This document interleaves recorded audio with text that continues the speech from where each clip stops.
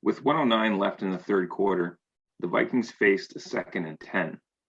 We were protecting a 2-point lead in a meaningless game, and yet it was one that ended up feeling surprisingly important given the back and forth nature. On this play, Detroit decided to bring an all-out blitz. The Lions brought 8 men, meaning that there was one more player than Minnesota could handle. Generally speaking, having seven blockers for 8 pass rushers isn't a good plan for success. What the pressure also did, though, was lock Minnesota's receivers into true man-to-man coverage, since there was no one left to help the corners. Now, Jefferson, who deserves a ton of respect, certainly got respect from his corner. Detroit opted to have their corner have a 5-yard cushion at the top of the route, making it relatively easy for Jefferson to catch the ball for a 15-yard gain. With those yards, Jefferson broke the NFL's all-time rookie receiving record. Welcome to Notes from the North with Kyle and Sam. As our intro mentioned, we are Notes from the North, the official podcast of the Vikings Gazette. We're proud to partner with VikingsTerritory.com, Purple PTSD, and the Purple Territory Radio Network. If you're looking for great Vikings content, be sure to stop by those sites, and of course, VikingsGazette.com. And Kyle, you mentioned in the intro story Jefferson breaking this record. I think one of the things I want to highlight is that I'm excited that we finally get to cover a win. We haven't actually been able to record a podcast post-game that's talked about a win yet, so that's great. Although, anyways, maybe Vikings fans feel mixed results about winning. But anyways, Jefferson's rookie year and in this game really solidified just a fantastic season from the rookie. Yeah, he was excellent, like from start to finish. And so this game, he went over 100 again. Yeah, I think he had 9 catches. On the season, he was, truly excellent from start to finish. 88 catches, 1,400 yards, and 7 touchdowns. Now, the 1,400 yards, that's the most ever by a rookie receiver in the Super Bowl era. So that's a pretty big deal. And especially when you keep in mind, he didn't even start the first 2 games, right? And so he did get in a little bit, and he still did produce a little bit in those opening 2 games, but he didn't start, and he didn't get as many snaps as he probably should have had. But even still, he finished with those numbers. And Sam and I were just talking about this, looking at Pro Football Reference. Jefferson finishes 4th in the NFL in receiving yards, which is it's an extraordinary feat when you think about the fact that, so you just look at this list and the names that he's with. Jefferson's 21 years old. He didn't start the opening 2 games. He didn't have the offseason. He didn't have any of that stuff. And I know everyone's dealing with that, but it's different for a rookie, right? Like the guys who are above him, Stephon Diggs, Travis Kelce, DeAndre Hopkins. Diggs is 27, Kelce's 31, Hopkins is 28. These guys have all been in the NFL for a long time. They all know what they're doing.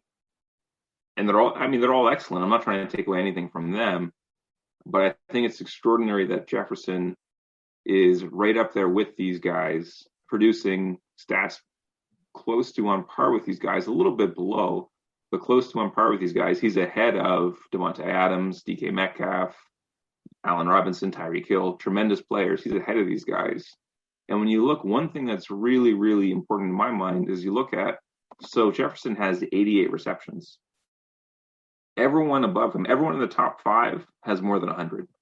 So Jefferson's efficiency is huge. He's getting 15.9 yards per reception, and that's better than anybody else in the top 5. And so he's making the most of his opportunity. He didn't even start the 2 games. And then when he did play, this is the Vikings. The offense runs through Dalvin Cook, quite literally. And then there's also Adam Thielen to contend with. And of course, this emphasis on balance.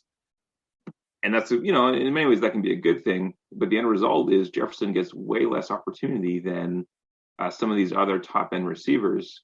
And yet he's still producing at a clip that's pretty much on par with them and with everything that he's encountered. I just think it's an extraordinary accomplishment what he's done this year. And then on that particular play in the Detroit game, Detroit's bringing the house. It's an 8-man blitz. And when you have, I think I was reading recently, Arif Hassan with The Athletic has a really good article talking about how when the blitz brings one more man than there is protection, so there's 8 rushers, only 7 blockers, we therefore have one unblocked man. Well, who's responsible for that man? It's the quarterback. And so the quarterback has to recognize that this protection doesn't actually protect me, right? Because the defense is giving us more than we can handle. And so then what the quarterback has to do, then the quarterback is thus responsible for that man. And the quarterback has to know, okay, I need to get the ball out extremely quickly, and this is where I need to go with the ball. And of course, it was Jefferson. And Jefferson, he get that cushion from his corner, which probably made it easier than it should have been. But it is a testament to how well he's played so far as a rookie. Yeah, really. I think that coming into the season, it would have been a real question of who's the number 2 receiver, right? You've got Thielen and who's number 2. And even as you look at these stats, like, is he really number 2 or like this is like you got two top kind of 1A, 1B receivers as you've mentioned before. Like this is a huge blessing, especially when you get playing against teams. It's hard to shut down 2 receivers. Usually if one guy gets extra attention, then you've got another guy that's going to be more open. Exactly. And I think from Minnesota's perspective, Minnesota would say we have a 1A and a 1B. But one thing that is kind of interesting that I just thought of when Sam was saying that was that, I mean, at least I think it was against the Saints, they threw Marshawn Lattimore at Jefferson, which would suggest that they think that Jefferson's the number 1. We're going to put our young stud long corner on your number 1 guy. And before, Lattimore was always matched up on Thielen. Now, I don't know if maybe they made this because I think Thielen get the best of him in these past few games. I mean, Thielen's a pretty crafty route runner. And so maybe that's what went into their decision making. I don't know. But it is interesting to see. So when you go into a game, it's a little different for Detroit because they don't actually have anybody right now who's very good at corner. But it's interesting to see when someone has a true number 1 corner, who do they decide to put them on? And that will tell you about, so around the NFL, we think that, Jefferson's the real number 1. And that seemed to be the case in the Saints game. And yeah, like I think that obviously sometimes teams match up different corners because of size advantage or speed or whatever it may be. Yeah. Jefferson and Thielen doesn't feel like they are too different in terms of their dynamicness. Jefferson may be a little bit longer, but yeah, it is just a neat. It's a huge blessing, I think, just to have this. And you look at some of these teams, they're in a really great spot in terms of their receiving core, in terms of having those top 2 guys. Yeah, one other thing I wanted to bring up about Jefferson. So you have this context about, you have the kind of the raw stats, 88 catches. It's way less than what other top receivers are getting, and the targets are less as well. One thing I want to mention, so I wrote an article for a site called Last Word on Football department, and I wrote an article about what does success mean for Justin Jefferson in his rookie season, and this was back in August. And so, of course, I was wildly off, I think, along with everybody else. But one thing I wanted to bring up was when I was doing my research for this article, so Sheil Kapadia, I don't know if I've pronounced the gentleman's name correctly, but he's a national NFL writer for The Athletic, and he does really excellent work. And he found, so he was assessing rookie wide receivers, and he was talking about this, and he was found that over the past 10 years, there's been 34 receivers chosen in the first round. Okay, so 34 first-round receivers in a 10-year span. Only 5 of those 34 have ever gone or ever went over 1,000 yards. So it's a pretty distinct minority who have done that. And I kind of use that evidence to suggest, okay, this is a run-first team. Thielen's still number 1. Jefferson, if he got anywhere around 700, 800, that'd be a humongous success, was my rationale, given what I was reading and the history and yada, yada, yada. But man, oh man, I was wrong. And Jefferson pretty much doubled the numbers that I would have said. If he finished the year with 40 catches and 700 yards, I would have said he had a tremendous rookie season.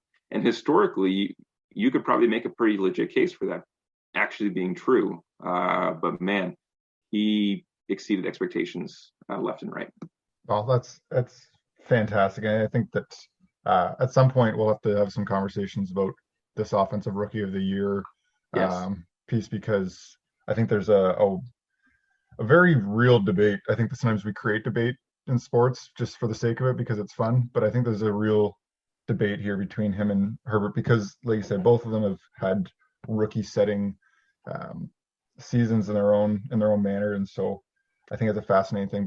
But for him to be a Pro Bowl selection and for him to be up here and to break those records is yeah, just more than you could have hoped for at the start of the season. So certainly. that's fantastic. Moving into second down, talking about Zimmer's defense, like you felt he was coming in, or he was confident coming into the season that the Vikings could still be strong defensively, but this just it wasn't a good season for the Vikings defense. No, and he's admitted as much. And I think, I don't know if I can't remember if we talked about this or not, but just, he has that quote that's kind of come back. It hasn't aged very well, but he had that quote at the beginning of the season where he said something to the effect of, I've never had a bad defense and I don't intend on starting now. Well, he has a bad defense and he's admitted that. And again, there are reasons for that. But then it's tough. There's got to be some sort of balance in the sense that, Minnesota isn't the only team who's dealt with injuries. And Minnesota isn't the only team who's dealt with COVID-19. Every team has dealt with these things. It's on a varying degrees. But the ending numbers are pretty ugly.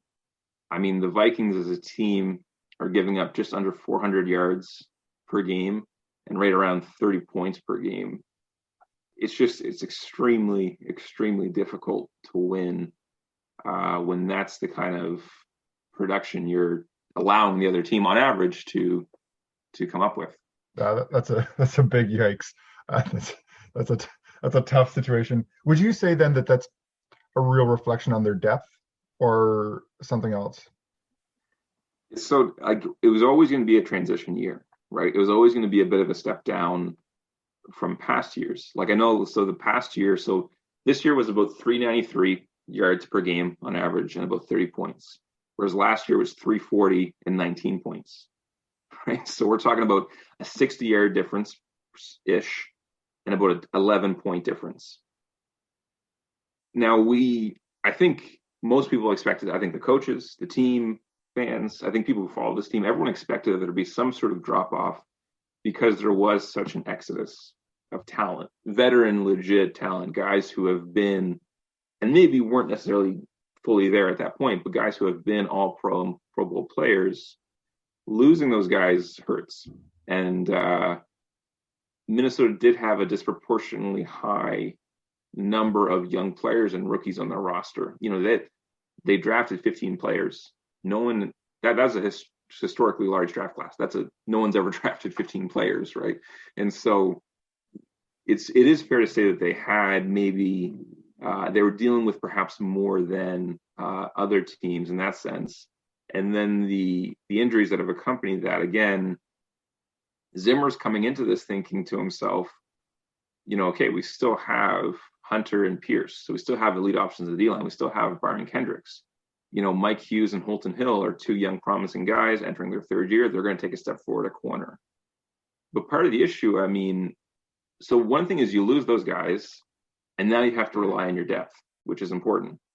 But even then, the depth got injured, right? And so, like this past game against Detroit, Afidio Denavo and Jalen Holmes, who have been these are two, basically backup defensive ends who have been starting all year. Well, they were hurt. And then a linebacker, you had third string guys, right, playing. I know Eric Wilson is a primary backup. Todd Davis could be a backup.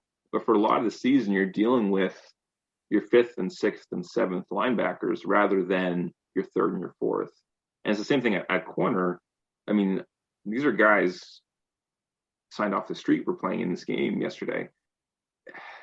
We're probably, from where we started in September to who was playing yesterday at corner, we were probably seventh or eighth or ninth down the list. And so we're getting to a point where we're not even playing backups. It's not even your normal depth.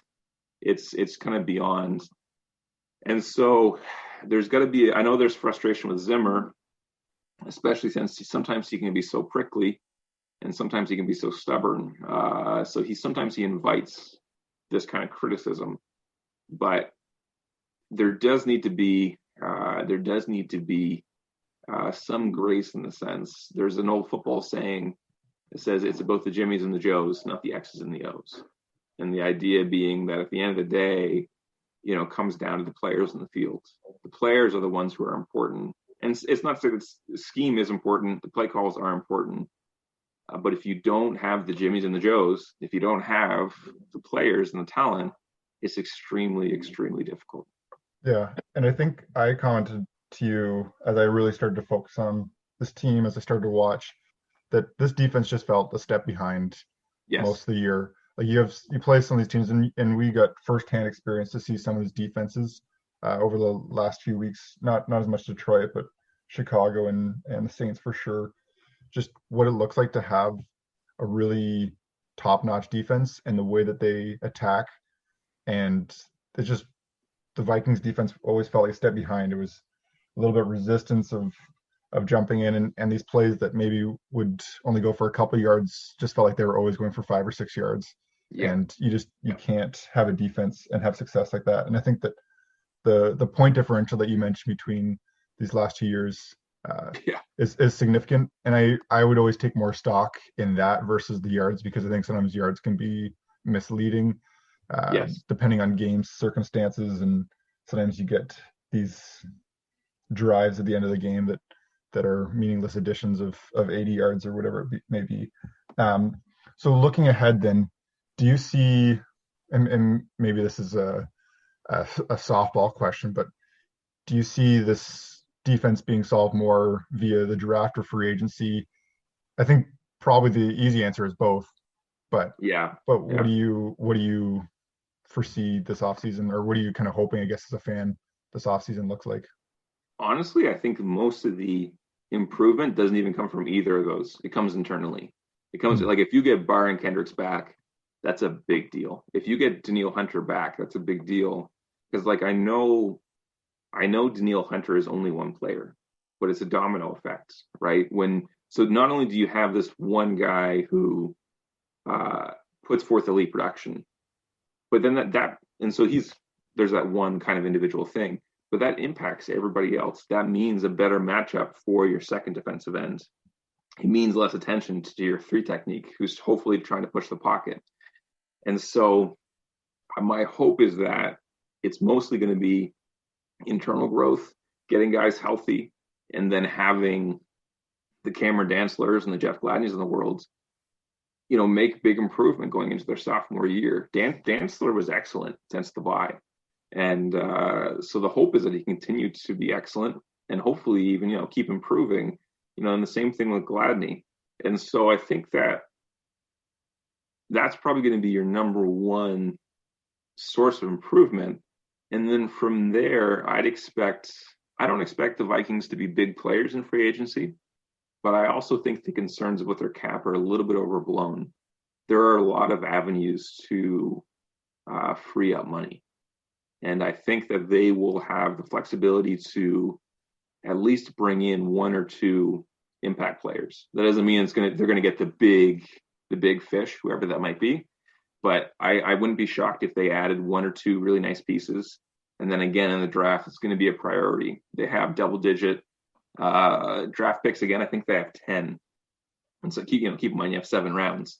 And so Spielman again has got himself to a point where he has more draft picks than there are rounds, which is always where he wants to be. And I would expect defense to be a big priority. The one thing that's a little discouraging right now when you look at the draft is that we don't have a 2nd round pick because that was traded for Yannick Ngakoue, and that didn't work out. So that's disappointing because, 2nd rounders regularly come in and are impact players. But then 2, it looks to be a weak draft for the defensive line. Not that I know anything about evaluating prospects, but everything I've read suggests that if you're looking for an edge rusher or a D tackle, they're not going to be as plentiful as in past years. Doesn't mean that there aren't good ones there. There are, but it just means that the draft isn't quite as deep at these positions as it has been in the past. And so I would put it almost in that order in a sense where I would say probably the main growth and main improvement is going to come internally. And then from there, I'd probably say I wouldn't even be surprised if free agency was a bigger deal than the draft. And I think that's super exciting as a fan hearing that. Like I've said, I'm not super connected with the Vikings franchise, although it feels like as time goes on, I feel more and more passionate as time goes on. But to know that your greatest hope is internally has to feel super. That has to be a bright spot in terms of hope for this next season. That some of the answers to those issues, especially the rush, and different factors are there. Yeah, and I don't know if this will make people feel happy or sad, maybe both. But the past two, and not this year, not 2020 because he didn't play, but the past two seasons before that, Hunter had 14 and a half sacks, which is a really nice number. If you're getting double-digit sacks, getting into the mid-teens, you've done quite well for yourself. No one on the Vikings has more than 3 sacks. None of their defensive linemen has more than 3. The sack leader for the season was Ngakoue, who hasn't played for us since week 6. Yikes! He has 5, and so it's just been so ugly on D-line. I would expect the Vikings to try and address it at some point in the draft and or free agency because they really desperately need a talent infusion. But getting Hunter back, it's like getting that number 1 centerman in hockey. The whole lineup, it changes the whole complexion, how your team feels, because now the matchups are different. And now you can really go toe-to-toe. So it's not to say that Hunter's going to solve all our problems. He won't. But he is a massive, massive addition. And so hopefully those earlier rumors about him maybe wanting a new contract and potentially pushing for a trade, hopefully those things have been overblown. And hopefully the Vikings are able to come up with some sort of solution here, because having Hunter back in the lineup, especially if it also comes with Michael Pierce, he has the capacity to be an elite one technique. Man, that makes a big difference. Makes a big, big difference. Yeah. And I think before we transition to our last down, I don't know if you want to preview our next week episode and our guest. Sure. Yeah. So next week we're going to. So thus far, Sam and I have just been doing these post game discussions, and that's really good. But obviously, the games are done. Like we didn't make the playoffs, and so there are no more games. And so we're kind of transitioning to, assessing the season and looking forward to next year, and then of course bringing guests on. And so I know last week we talked about an article from blitzology.com, the opening script, which is, again, you should go read that article. If you're a football fan, go read that article and you'll come away with a better understanding of how offensive coaches strategize. Blitzology.com. And so there, the gentleman who runs that site, owns that site, and writes, Brian, he's a coach in Division II. He's a defensive coordinator, and he's going to be our guest next week. And I know that last I heard from him, he was grinding through some Vikings tape and prepping. And so we're really looking forward to having Brian on the show next week and being able to kind of pick his brain to talk defense and to talk about really, how this Vikings team could be improved and kind of where they were this year, and hopefully where they can get to in 2021. Yeah, we're super excited and super thankful that someone of his stature is going to be coming on to meet with us rookies. And anyways, we're looking forward to that, and we want for people to know so that you guys can be looking forward to that episode. And we'll talk a little bit more about programming and what that looks like at the end of the episode. But yeah, just wanted to, as we were talking about the defense, wanted to highlight that we will talk more about this, and that we'll have even someone that's more qualified than for sure than me to come in and evaluate what this team has. Our last down, we want to talk about the playoffs. It's sad that the Vikings aren't there. Although looking at the quality of these teams, they don't belong there right now. Yeah. Hopefully next year. But I think it's always fun to do some predictions, and we're not going to try to predict each game because that just never goes well, and it will end up just being shoved back in our face. But what we want to do is we want to not that we feel like people are angry or anything. It's just what we do want to do is we want to choose one Super Bowl pick from each conference. So the team that we think will represent each conference in the Super Bowl, and then also another team. And initially I said like a dark horse, but I think that it's hard to even almost have a dark horse because there are a lot of good teams.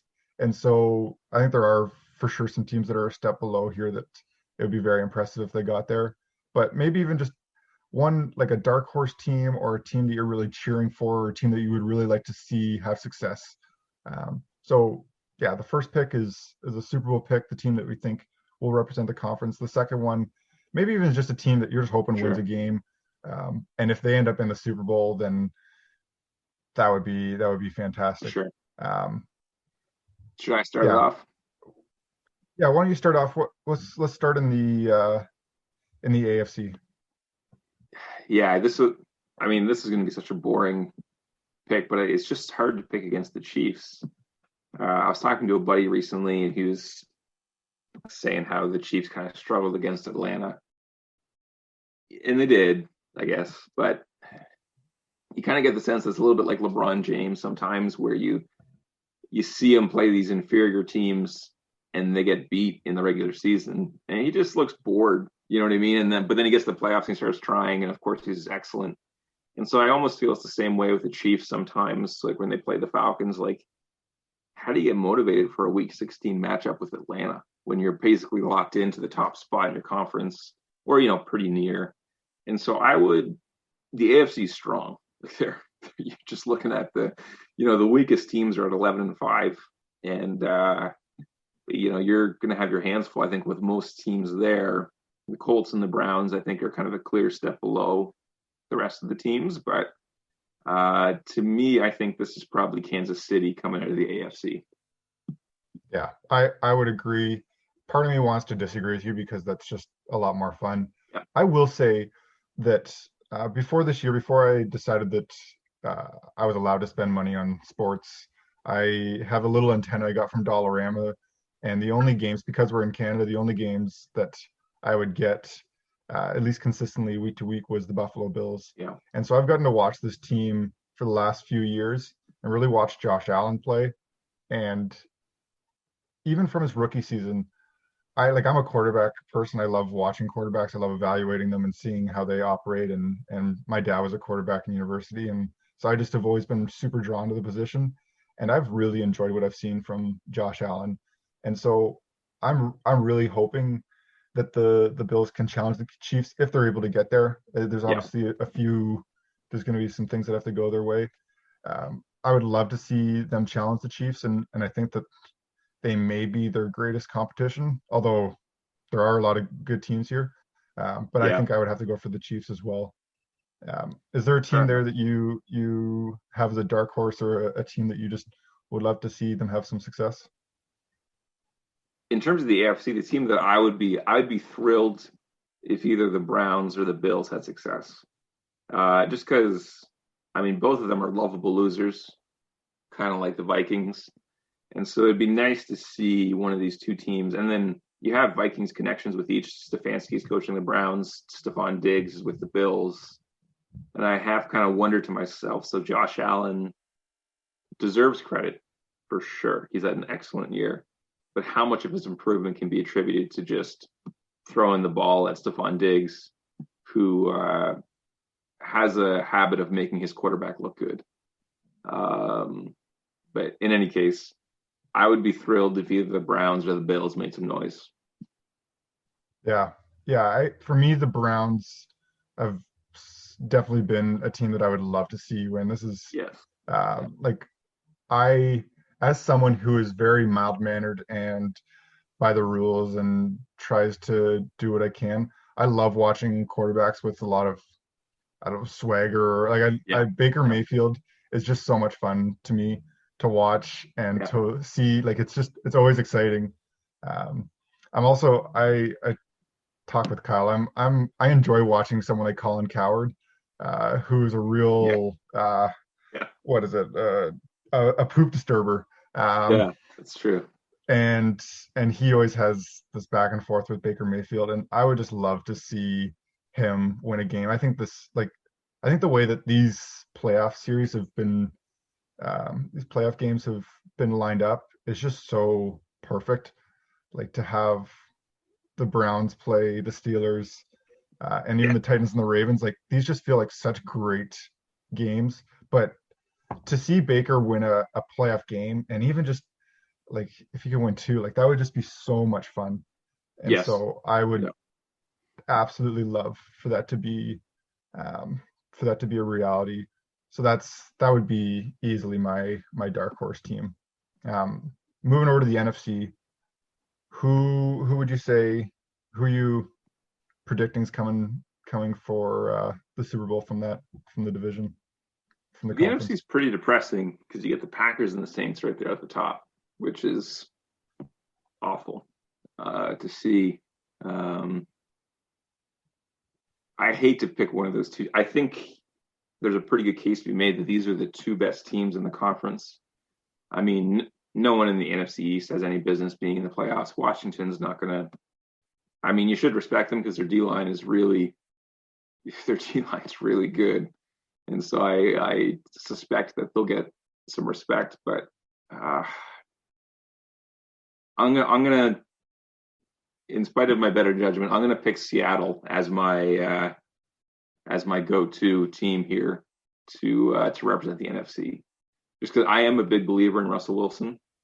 I do think that Russell Wilson is a very, very good quarterback, and hopefully they'll let Wilson lean on those two receivers. They got two elite receivers, Lockett and Metcalf, and hopefully that defense can be improved and be better. And we'll see. I suppose they start against the Rams, or yeah, that's right. They're opening against the Rams, so Hmm. it's not going to be easy. But I'm gonna put me down for the Seahawks. Interesting. Yeah, I would love to choose the Seahawks. And actually, I'll talk about them later. Um, I I would say that I'm not a huge fan, or I haven't like been a fan of one specific team. I think that's the thing I love about football is just to be able to watch each team, and I'm just hoping that we have a lot of great games. If I was to pick a team, it would be the Packers, and I know that's probably a terrible thing to say on a Vikings podcast. Um, and it's no diehard allegiances, but I don't want to pick both the top seeds in each division or each conference because that just feels real lame. I'm gonna go with the Tampa Bay Buccaneers as my Wow. Super Bowl Okay. pick, and I think that I'm not a huge believer, I guess, in Tom Brady, but I do think that the situation he has there with that offense, I guess we'll see what happens with Mike Evans. I know that he had an injury yesterday, and Yeah. hoping that that's nothing serious. Um, but I would love, like, I think just from storyline perspective, but also just from what I've seen from that team, watching them play against the Vikings and seeing some of their games, I think that like really you're talking about a team pulling it together for a few games here and who can win. And I think that Brady, his presence more so, I think just as a person, as a character in that environment with all the weapons that they have, and I would say a respectable defense. That that would be my team, and that maybe belongs more in the dark horse. But as I've been thinking about this over the last 24 hours, that's my pick. Okay.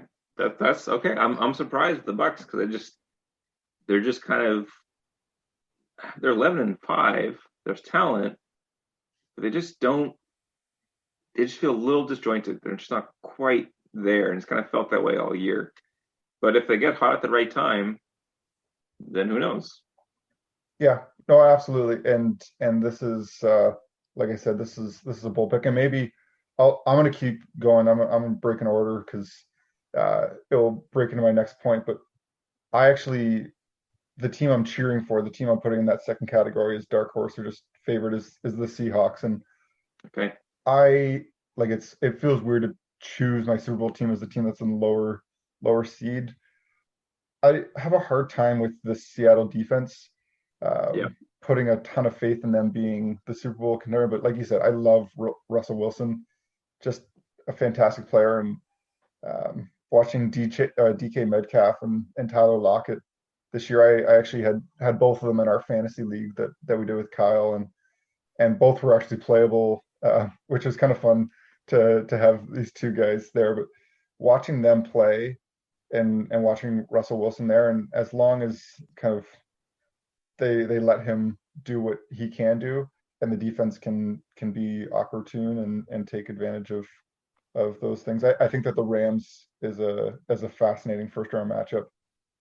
It Yeah, is. I just feel like I don't know if you could have scheduled this any better, these playoff matches. Like I don't know if there's some historic rivals that you could have maybe matched up against each other, but I just feel like Yeah. each of these games just has such a neat appeal to them. So anyways, Bucks as my Super Bowl pick, and Seattle as my fan heart kind of pick. Okay. It's interesting. I'd say that there's no one really desirable, frankly, in the NFC. There's a couple divisional opponents, which I'm not going to cheer for the Bears or the Packers. I'm never going to ever cheer for the Saints. Maybe I don't even think Washington deserves to be in the playoffs, but maybe I'll say Washington in a sense, just because I love their defensive line. Chase Young is really impressive, Yeah. and so maybe it'd be neat to see them do some stuff. But then even so, officially I'll pick Washington, but with the Seahawks, uh, they're kind of the team that the Vikings want to become. For the past decade, they've been year in, year out competitive. And they've done that with a defensive head coach who prioritizes establishing the run. And I know that the Legion of Boom and that whole thing is kind of done now. But for the good portion of that, probably the majority of that, it was because of a dominant defense. And Wilson has elevated and kind of bridged the gap since their defense has taken us, a bit of a step back. But the Seahawks, their model has been extremely successful. And it's kind of the model that the Vikings are also pursuing. And so to me at least, there'd be a little bit of satisfaction in the sense of knowing that, yes, you can win by pursuing this strategy and having this kind of head coach and these kind of priorities. And so on the record, Washington is my dark horse. Kind of, it'd be fun, but maybe Seattle for both in a sense. Yeah, no, that absolutely makes sense. So anyways, we're looking forward to playoffs. I know it's sad to not have your team there, but in some ways, you've been freed from the stress of approaching that, and can just enjoy some good football. Yeah. So anyways, we want to just wrap up. I want to do just a quick hockey update here. I know we've talked about the World Juniors the last couple of weeks, and just want to highlight a couple wild players that have had some different advancements, I guess. And I mentioned last week that Kusnedinov, who I actually feel like it's probably easier to just call him Merritt, because that's his first name. I know that a lot of writers that I've seen refer to him as that because it's not an easy last name to say. Anyways, he's been moved to the first line with Amirov, who's a Leaf prospect who I've been a huge. The Leafs are my equivalent to Kyle's Vikings, and then Polkozin from Vancouver. It's just been a dynamic line, and he has belonged there. And I would say it's probably one of the top lines of the whole World Junior Tournament, maybe top three. And so it's been a lot of fun, and he is quickly shown, I think, that he deserved to be drafted higher than 37th this year. I believe it was 37th. It was, anyways, in the second round. He's belonged there, and so that's been a super exciting thing, I think, for Wild fans. I think also you look at Rossi. We've talked about him, and his team just struggled. Like they just got absolutely smoked. They had one goal tournament, and they were in a absolutely difficult pool of teams, and so really he didn't get a whole lot of opportunity to show really anything. It was not a good spot for him in terms of being able to showcase. And from the writers I've read, particularly Scott Wheeler from The Athletic, Kyle and I are big fans of The Athletic and what they do and their quality writing. And I know he mentioned that so many people have reached out to him. Rossi has been the person that he's had the most questions about in terms of like, what do we take from this performance, and is it him or is it the team, and what do we do with this? But realistically, he was saying that like there is no concerns from this tournament, from his output. He was on the ice for their one goal, but he didn't get a single point. But when he is in the NHL and lining up against NHL caliber players and has those on his line, that this will be when he truly shows his stuff. So I think that as fans, it's hard sometimes, although we know rationally that it never makes sense to draw any kind of conclusions from a 4-game tournament in terms of the long-term output of a player. But we're super anyways, no fears. I think that there's a lot of bright future ahead for the Minnesota Wild, which is super exciting for a team that's been kind of stuck in the middle for too long. That's exciting I think, again, so if you're a Vikings fan, you should know what it feels like to have a horrible offensive line and to maybe not, I mean, we didn't always have great wide receivers. It's easy to forget that like 10 years ago, this really wasn't the case. So I almost think of Marco Rossi, if he was this promising young quarterback prospect, but just had this awful offensive line and no receivers, man, it's just tough to make plays in those conditions. And I don't think that's necessarily an indictment on him personally. I think what Sam was saying is true, that he'll probably end up looking a lot better within a different structure. And then with Kostadinov, that's encouraging. So they're playing Canada tonight. And so for Wild fans, that'll be, a game to tune into, right? Because you can see if your rebuilds, when you're rebuilding a team, I'm a Red Wings fan, so I'm experiencing this myself. If you're solely relying on your high first round picks, it's just going to it'll just never happen. Like, you need to hit on some of these second and third and down the draft. And so for Kostadinov, if he's outplaying that second round grade already, then that's pretty encouraging. Oh, absolutely. And you look like the biggest criticism of the Wild right now would be their center ice position. Right. Like they've got Johansson right now lined up as Marcus Johansson lined up as their number one center, which it's not great. I would say it in terms of where they're at. They've got one of the best defenses in the league, but in terms of their center ice position, it's one of, if not the weakest in the entire NHL. And so to have someone like Rossi, to have someone like Kostadinov, to have Kaprizov, to have Boldy, who's been, I was reading, someone said Zegras has been their best player, but Boldy's been almost their most important, just in the dynamic that he provides. And as a real power forward, like, he is just one of those perfect complements to a top six that often top six lineups miss. And so those four there, that's just super bright. And you don't want to count on, like, people know. And I think, Kyle, you mentioned with the Vikings, you got guys that do take that step and make that adjustment to accomplishing what their potential is. And sometimes you get guys that don't. And so there's no way that everyone's going to accomplish their ceiling, but there's definitely a lot of things to be excited for. And for sure, we're as Canadians, we're I would say stressed about the game tonight. I think that Russia is always a battle for us. Lots to look forward to. I want to say from the Wild in terms of some of these guys coming up. That's encouraging. Okay, so for me, are we good for the word of wisdom? I think. Absolutely. And so beginning of the year means that I reset my Bible reading plan. And so I'm back to Genesis, and I'll read my way through the Bible this year. And so one thing that I was thinking about as I get through the Pentateuch, these opening 5 books of the Bible, where you get the law, it can, at least to me, sometimes it's quite boring and tedious. You get these small details, and sometimes I struggle, my eyes glaze over. But the point that I'm trying to make, and the point that I'm trying to draw out here, is that for God, these small details were really, really important, and they were taken down, and they should have been adhered to, and that was important to him. In football, the small details really, really matter.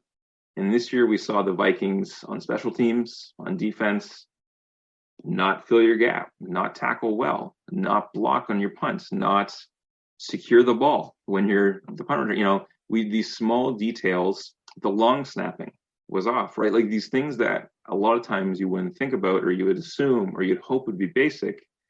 Man, when you don't have them, you see just how important they are. And so this is an off season where, yes, the Vikings need a talent infusion. We need more talent. That's true. But we also need to recommit to these small details. They're extremely important. And you don't succeed in football unless you take care of the details. Yeah, absolutely.